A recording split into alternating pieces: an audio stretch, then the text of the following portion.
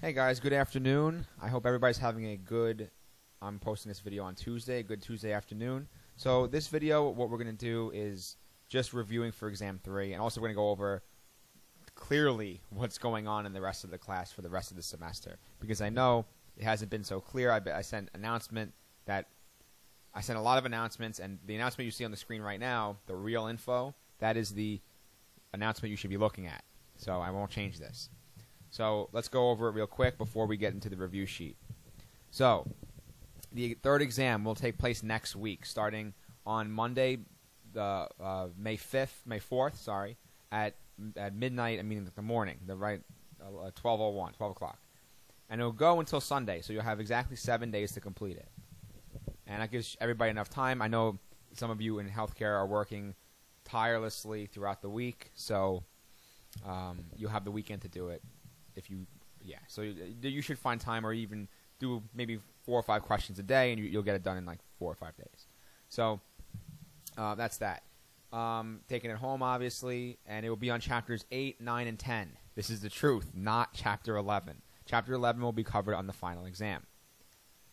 And why? Because I said so. Yeah, this is my sass coming out. But yeah, the format will be exactly the same as the other 2 exams. It will be 25 multiple choice, 5 open-ended. Or no, that's not right. 20 multiple choice, 5 open-ended. And yeah, and also keep in mind the lowest test grade is dropped. So I had one of you guys ask me, oh, I have X amount, let's say I have a 100 and a 95 on the first 2 exams. What do I need to get to maintain an A on the third exam? The real answer is you don't even need to take the third exam, because if you get a 0 on it, you get dropped anyway, right? But I definitely take the exam. Even if you have hundreds in everything, in every test, take the exam, because a lot of those questions are going to be very similar to the final exam, and it's just a good practice for you. View it as a practice then, if you have 2 really good A grades. Or you can get a better grade, and then your other lowest one will be dropped. Because a lot of you have great grades on the tests. And the second exam, the average for both classes, I think, was in the 90s range. I wonder why. I know exactly why. Because I'm such a good teacher, right? Okay. So anyway, number 2 on the list, Chapter 9 homework. It's going to be due for my Tuesday class tonight. I'm posting this video on 4/28, so 4/28 at midnight. The practice exam, that's for my Tuesday class. For my Friday class, it will be due Friday of this week, the 1st, May 1st, right here. Practice exam 3, due on Sunday, the 10th, for everyone. So that's the same day that the final, the same day that the third exam is due. So by the 10th, by next Sunday, well, not this Sunday, but the Sunday after, you need to have the final exam, the third exam done and the practice exam done and handed in. The week after that, the practice final exam will be due. Now, the final exam will take place from Monday, really. So right after the third exam ends, the final exam will be open, and it will end on Friday the 22nd. So you're going to have more than 2 weeks, or no, 2 weeks, less than 2 weeks, a little bit less than 2 weeks, more than a week. So this is May 11 all the way to May 22. So you'll have a week and a half to complete the final exam. That should be enough time, and also the format of the final exam will be, I think, 40 multiple choice questions, 10 open-ended. So basically doubling everything from the normal exams. And it will be covering chapters 2 through 12 right here. And the max score is 110. There's going to be a dedicated extra credit question that has multiple parts, and you can imagine it's going to cover everything. So I can put in an equation, balance the equation, name the things in the equation, how many moles of this is required to make X amount of moles of that. There's a lot of different questions that I could ask from every chapter that they kind of intertwine with each other to get a full understanding of the material. And it's good, hopefully by this point in the course, you realize how a lot of these things are coexist. A lot of these concepts are happening at the same time, and you can apply different chapters to the same question. So, yeah.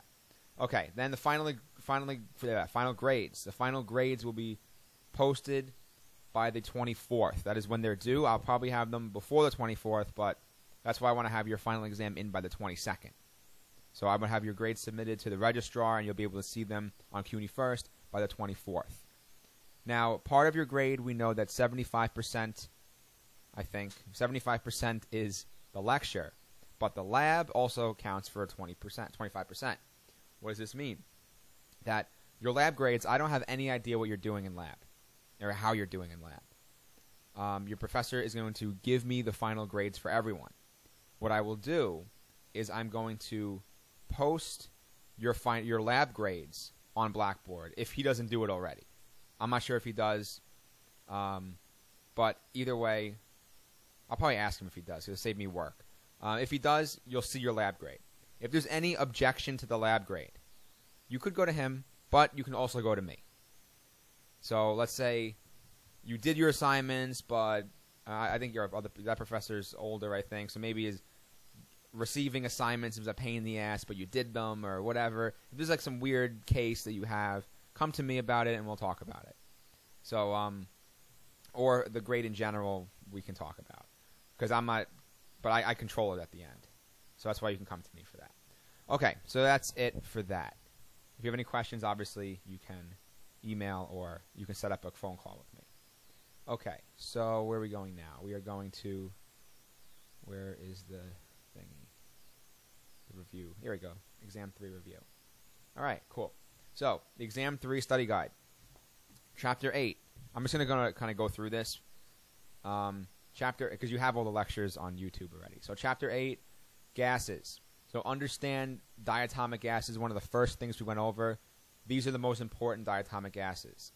H2, N2, O2, and F2. And Cl2.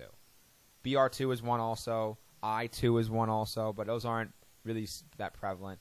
I don't know why there's a line through my screen. Hold on. I'll handle that. I gotta disable. This is a gaming monitor, so I gotta like disable G-Sync. I don't know why it does that. Okay, cool. Alright, going back to this. Alright. So, gas laws. You don't have to memorize the laws, but you have to understand what happens in the relationship between two variables when the other ones are held constant. For example, Boyle's law talks about the variation of pressure and volume when everything else is held constant. So if you increase, remember the piston examples from the lectures. If you increase the pressure, meaning you're pushing down on the piston, the volume is going to get smaller. Increasing pressure, decrease volume. That means it's an inverse relationship. And you can come up with P1V1 equals P2V2. And you can use that to solve equations. Charles's law, volume and temperature. So volume and temperature, if you increase the volume, if you increase the temperature, what's that going to do? It is going to make the gas molecules move faster. If they're moving faster, they're going to have more collisions with the outside of the container or the inside of the container. In order to keep the pressure constant, what's going to happen is the gas will expand to keep the same pressure. If it expands, its volume is greater. So that means if you increase temperature, you are also increasing the speed of the particles and their expansion, and therefore increasing the volume. And you can get that expression of V1 T1 equals V1 over T1 equals V2 over T2. The third law is Gay-Lussac's law. This one is just pressure and temperature. Now, if you want to increase the temperature again, right? But this time we're holding the volume constant. So that piston can't expand. You're holding it from expanding, but you're also increasing the temperature. Kind of the inverse of Charles's law. You are, in essence, making the gases move faster without giving them room to breathe. So they're going to make more collisions with the inside of the container at higher energy, and that leads to a larger pressure. Increasing temperature increases pressure in Gay-Lussac's law. They are directly proportional. Next one, you can get P1 over T1 equals P2 over T2. I didn't write the 1s and 2s in these two equations, but they're there as well. Okay, combined gas law is probably the most important one out of these three. So that summarizes these three. It's P1 V1 over T1 equals P2 V2 over T2. And it's important to understand how to use it when solving these problems. So with any problem that just has pressure and volume and can really be solved with Boyle's law, you can also solve it with the combined gas law by canceling out temperature, because the temperature is going to be equal for both cases because it's held constant. Sometimes you might have questions where all three of these variables are changing. In that case, you only use the combined gas law. Well, technically the ideal gas law would work too, but combined gas law is easier. Okay, ideal gas law. This is the one that we need to know the specific units that depend on the constant R. So R is the ideal gas constant that we use, 0.08206 or 0.21, doesn't matter. This one's okay to use. And the unit is liter ATM per Kelvin mole. So I'm going to modify this and repost it, but it's liter ATM per Kelvin mole. I'm going to write, oh, I forgot my writing device. Whatever. I'll write it up here. So L ATM divided by Kelvin, and mole is also in denominator. So it's like that, liter ATM per Kelvin mole. So that unit means that, well, I showed in the lecture how they cancel out algebraically, but that unit means that every other pressure, volume, temperature, and amount have to be in those units. So P is in ATM, V is in liter, N is in number of moles, R is the constant, and T is always in Kelvin. So another important thing, in the previous laws, these gas laws and combined gas law, it doesn't matter if P1 and T1 are ATM, if P1 and P2 are ATM, mmHg, torr, pascals, whatever. The only thing that matters is that they're the same on the left and the right side. You can't have 1 ATM here and 760 torr here. That wouldn't work. They need to be the same unit. That applies for volume and temperature. But when you get to the ideal gas law, which has a constant, which the constant itself has specific units, that changes everything. That's why we need to have specific units for pressure, volume, moles, and temperature. Okay, also know how to use this law. And there was examples of this on the homework, and also I think in the lecture. Use the law to solve a grams of gas to moles of gas kind of problem. So what I mean by that is, in PV equals nRT, N is number of moles. We know a lot about moles. We know how to convert them to grams. We know how to convert moles to molecules. We know, and based on the molar mass and based on Avogadro's number, we know how to do that. So it would be kind of taking the concepts from Chapter 8 and applying Chapter 5 and 4, 5, and 6 to it. So kind of combining those concepts would be important, and I will give questions on that. Also, partial pressures are pretty easy. So if you have an atmosphere that has 80% of nitrogen, 20% of oxygen, if you add up the partial pressure of nitrogen and oxygen, you get the total pressure of the atmosphere. So, yeah. And but just make sure they're in the same unit. And I go over that in the lecture in more detail. Okay, also, so now Chapter 9 is solutions. Solutions, know the difference, know the makeup of a solution, solute versus solvent. Polarity, right? Know that likes dissolve likes. That means polar only dissolves polar, or polar solvent dissolves polar solute. Non-polar solvent dissolves non-polar solute. They don't intertwine. So oil and water don't mix. That's the example you need. Okay, electrolytes. So understand the concept of molecules breaking down into ions, or breaking down, or dissolving in general. So when you dissolve something, it could either be one of three things: a strong electrolyte, a weak electrolyte, or a non-electrolyte. So, okay, here we go. Yeah. So strong electrolytes, they completely break and dissociate into ions. So I have a crash chem about this that summarizes it very well. So the strong electrolytes are like strong acids, strong bases, a lot of the soluble ionic salts. These are strong electrolytes that when they're put into water, the water kind of attacks them. I gave an example of NaCl put in water where the partial positive hydrogen atom of water attacks the negative ion of chlorine. A bunch of like maybe 100, maybe I don't know, 10 or 20 waters gang up on a chlorine and rip it off of the sodium. To the sodium, which is positively charged, we know that from our periodic table, oxygen from the water molecule, which is partially negative charge, will interact with the sodium, and many of them will, which will then rip the sodium away from the chlorine. This is called dissociation or ionization. The sodium and the chlorine will be ionized, and since they break apart, they can no longer balance each other out, plus and minus. That means they'll just be pluses and minus charges floating in the solution. And that's exactly what happens for a strong electrolyte. That was a good explanation, so you can rewind it and hear it again if you want. Okay. Weak electrolytes, they sometimes... this is a really crappy writing I did. This is fall 2017, 22-year-old me. Yeah, that's I could have wrote that better. All right, I'm going to post an updated version. Anyway, so weak electrolytes partially dissociate. So we went over how much that partially means. It's usually between 1 and 5%, maybe even less. So if you have acetic acid, right, or hydrofluoric acid, those are very weak acids. What's going to happen is 100 molecules, one of them might break. One of them will go into H+ and acetate minus or fluorine minus.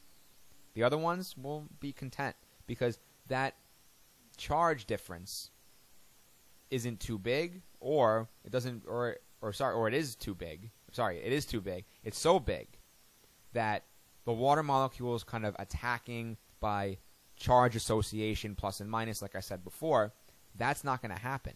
And or it's going to try to happen, but the bond, let's say, between H and F is so strong, the HF molecule is not going to allow that dissociation to occur.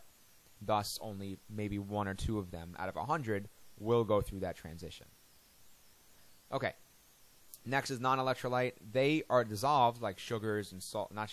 Sugars, yes, not salts. But sugars, great example. You put sucrose in your coffee, or you put, or in water, you put sugar in water, it dissolves perfectly.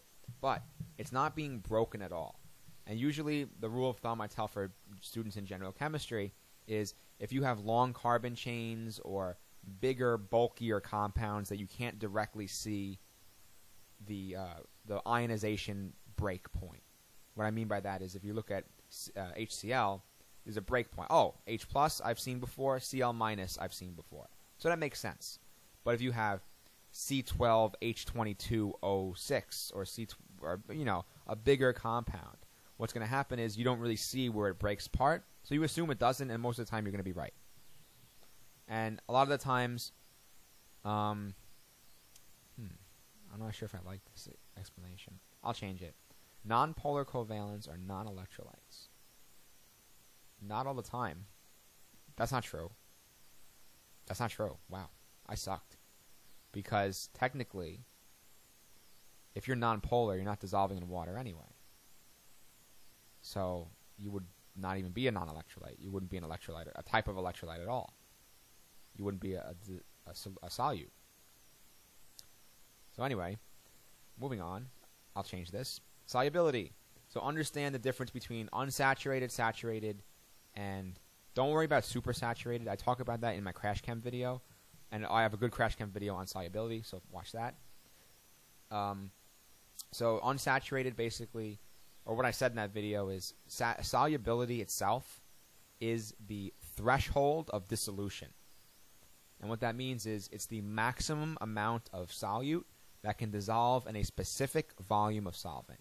And usually that specific volume is measured in grams of the solute per 1 milliliter, or even grams per 1 liter of the solvent. So let's say NaCl is 350 grams per liter. If that's the case, you get 1 liter of water. Then what you're going to do is you place 100 grams in. Let's say, remember, it's 350. Place 100 grams in. You can still dissolve more. You are not at the threshold. Another 100 grams in. You're still good. 200 to 350, still below. Put another 150, 350. You are saturated. If you put in 0.1 grams more, that won't dissolve. You put in 100 grams more, still won't dissolve. And it is called a saturated solution. So saturated is under the threshold. Sorry, unsaturated is under the threshold. Saturated is at the threshold or above. Meaning, if you put any more in, it will not dissolve. That's what saturated means. Some textbooks use the term supersaturated, which is above the threshold. And they call saturated only at the threshold, which I think is irrelevant because it's very rare that you get a solution that is at the exact solubility point of its characteristic solubility point. It's never going to happen. So saturated is at the point or above. Okay, Henry's law. So Henry's law basically means that we know the things, there are factors that change the solubility, right? And it's different for gases and liquids. So for a gas in a liquid, the pressure of the headspace, remember we talked about the Coke can? The pressure of the headspace, if that's higher, the solubility is higher. But if you're talking about liquid in liquid, if the pressure is high, well, I mean, that's really concentration. Anyway, that's one part. When you increase the pressure, when you increase pressure about the liquid, the solubility of the gas of the solution above. Wow, this is really poorly written.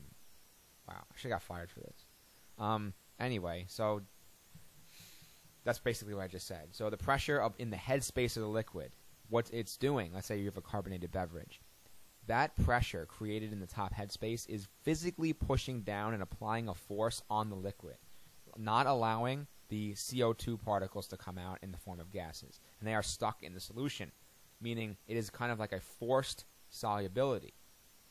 So that's what makes sense. That's what that is. That's what Henry's law is. Solution concentration. Concentration is basically the amount of solute over the amount of solution. And the one we're going to learn, or we're going to focus on, is molarity. It's the most common way of determining concentration. It's the mole of the solute divided by the liters of the solution. So that's a good one to know. Dilution. So basically, we talked about this where if you dilute something, you are increasing the volume, keeping the same amount of solute, but you're diluting it. So you're spreading that solute over a larger area. So you are decreasing its concentration. And this is the formula, C1, which is the first concentration of the first solution, V1, which is volume 1, C2 is what the concentration is going to end up being, and V2 is the final volume. Usually if you're diluting, the final volume will be higher, right? Because you're diluting it over a larger volume. So it'll be maybe 100 milliliters, you're diluting it to 500 milliliters. And then your concentration 2 would be less than concentration 1.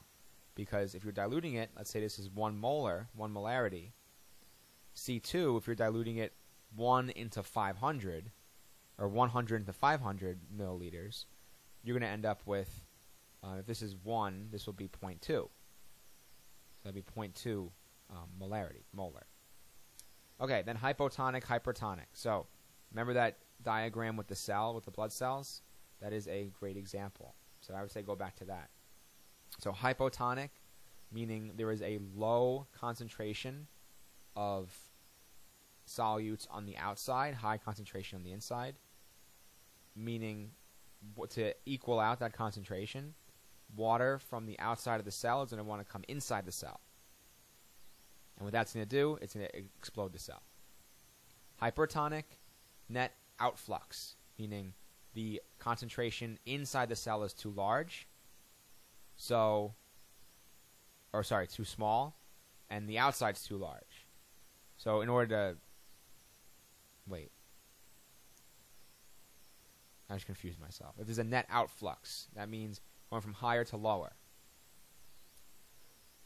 So the water from the inside, it wants to equilibrate concentration with the outside. So the water is going to come out from the cell into the interstitial space that will crenate the cell. And the reason why is because you want to go from high concentration to low. Wait a minute. Yeah, I mean, that's right, but I want to explain it better. I'm tired. So in hypertonic, wait, let's go back. Hypotonic, you have a low concentration of your solutes in the cell. No, you have a high. Sorry. Hypotonic is higher in the cell, lower outside. In order to equilibrate that, the water from the outside will move to the inside to lower the concentration in the inside, but it will lower it too much, or there will be too much water, cell will explode. Then, hypertonic means a higher concentration on the outside. In order to dilute that higher concentration on the outside, water from inside the cell will move out. The cell will crenate. Okay, that makes perfect sense. All right, isotonic is when they're the same, when the concentrations on the inside of the cell and outside are equal. Okay, chapter 10, reaction rates. So understand that activation energy and the amount of energy needed to start a reaction. So is the amount of energy. So remember that little bell curve we looked at, and the reactants start out at a certain energy level, and they end up at a certain energy level. But before they get there, the reaction always requires more energy than what we started out with. So it goes up on a little hump, and then it comes down, or it even stays up. But the idea is there is a hump, and that hump is the activation energy. Think about it as riding a bike. If you're riding a bike uphill, that's all the battle. But after the reaction is done, it's easy. So you need to have enough activation energy in your muscles to bike up the hill. Reaction rate is the speed at which the reaction creates products. So it's the change in there's different ways it could be expressed, but it's all the same thing. The amount of products made over a change of time, the change in concentration of reactants or products over a change of time, it's all the same thing. So the amount of stuff being made to the right side of the equation, or the amount of stuff being lost by the left side of the equation. That's the reaction rate, or over time. Factors that affect reaction rate, and we talked all about these, is temperature, usually increases it. Reaction concentrations, if you add more reactant, that increases it because there's more chance for collisions. Adding a catalyst increases the chance of collision by bringing the reactants together, like we talked about, so that increases. And know how they change the rate, I just told you. Chemical equilibrium, all you need to know. This is the equilibrium constant called K. K is a ratio of products to reactants at equilibrium, their concentration at equilibrium. So it doesn't really talk about reaction rate. This is when the reactions are balanced out and it's at an equilibrium. There is a way based on the equilibrium constant K to determine whether a reaction equilibrium is favored towards the left or the right side, the forward reaction or the reverse reaction. So if K is greater than 1, there are a higher amount of products in the favored equilibrium, or are favored at equilibrium. So the forward reaction is favored. And that makes sense, because if it's greater than 1, products will be higher than reactants. If it's less than 1, high amounts of reactant are favored at equilibrium. So the reverse reaction is favored. And that's really all you need to know, how to interpret those numbers and what K is. Now, changing equilibrium conditions, Le Chatelier's principle.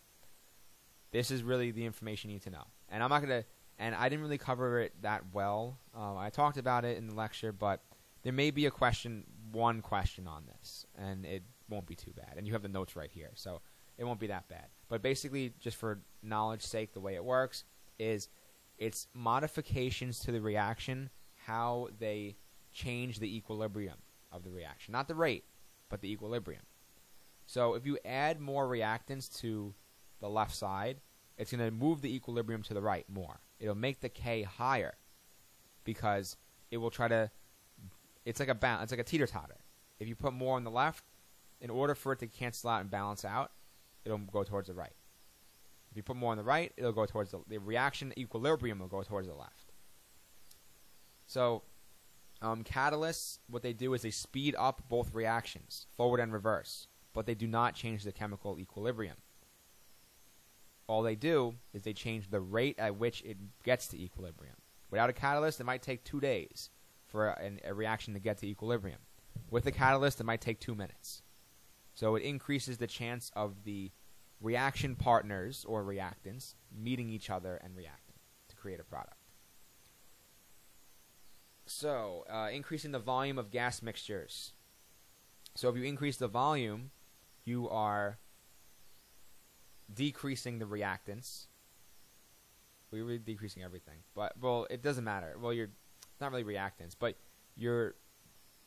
it's tough to I explained it in the lecture, but basically just, I'm getting lazy. But if you increase the volume of a gas mixture, the entire mixture going on, the reaction goes to the direction where there's more moles of gas. And the way to count moles of gas, for lack of writing tool, let's say you have 2CO2 plus, yeah, so we have that. 2CO2 plus 4H2. That's 6 moles of gas on one side. So, see, CO2 is 2 of them. H2 is 4 of them. 4 plus 2. It's just the coefficients, and it would be 6. And then that's how you determine the number of moles of gas on each side. And then decreasing the volume makes the reaction equilibrium go towards the direction with the fewer moles of gas. So yeah, there might be one question on that. Okay, so that is it for the review. So keep in touch. Obviously, if you have any questions, let me know. If you want to talk on the phone, I'll be happy to do that. Stay safe, of course. And I will post Chapter 11 probably by the weekend. I am having a very busy week, but I'm aiming to do it on Friday. So, or at least maybe Thursday or Friday. And that is it. So, yeah. So, stay happy, stay healthy, and it's almost over this semester. And also the virus. So, we got this. Good luck.